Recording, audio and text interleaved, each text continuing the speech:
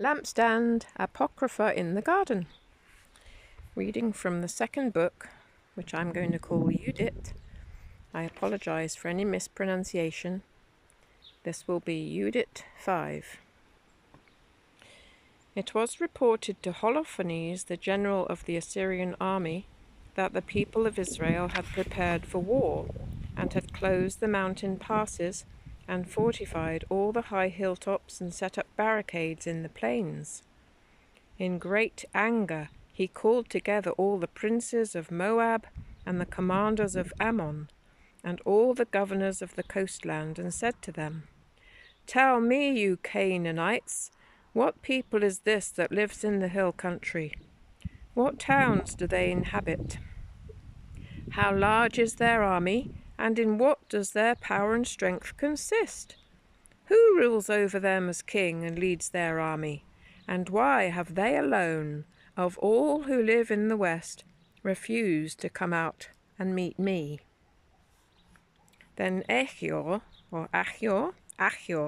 the leader of all the Ammonites, said to him, "May my lord please listen to a report from the mouth of your servant, and I will tell you the truth about this people that lives in the mountain district near you.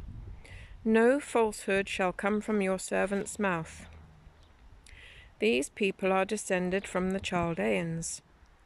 At one time they lived in Mesopotamia, because they did not wish to follow the gods of their ancestors who were in Chaldea. Since they have abandoned the ways of their ancestors and worship the God of heaven, the God they had come to know, their ancestors drove them out from the presence of their gods. So they fled to Mesopotamia and lived there for a long time.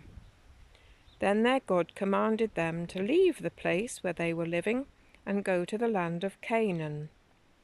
There they settled and grew very prosperous in gold and silver and very much livestock. When a famine spread over the land of Canaan, they went down to Egypt and lived there as long as they had food.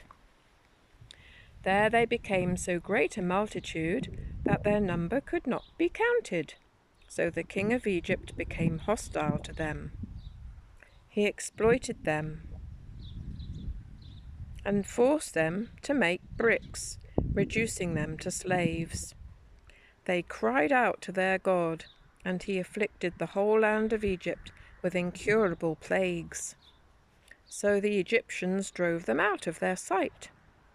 Then God dried up the Red Sea before them, and he led them by way of Sinai and Kadesh Barnea.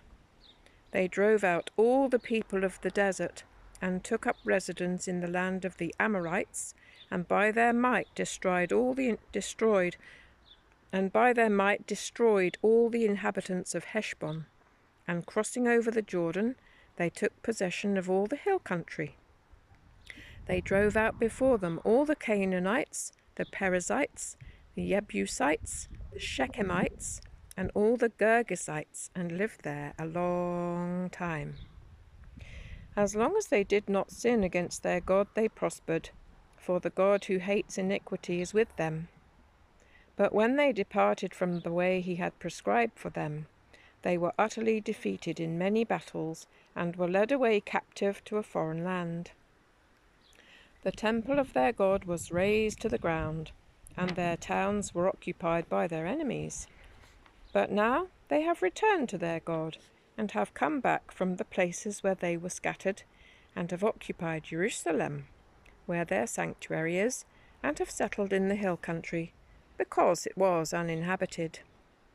So now, my master and lord, if there is any oversight in this people, and they sin against their God, and we find out their offense, then we can go up and defeat them. But if they are not a guilty nation, then let my lord pass them by, for the Lord their God will defend them, and we shall become the laughingstock of the whole world." When Achior had finished saying these things, all the people standing around the tent began to complain.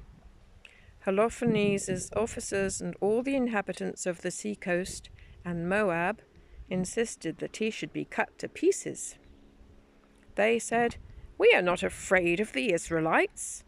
They are a people with no strength or power for making war. Therefore, let us go ahead, Lord Holofernes, and your vast army will swallow them up. God bless you.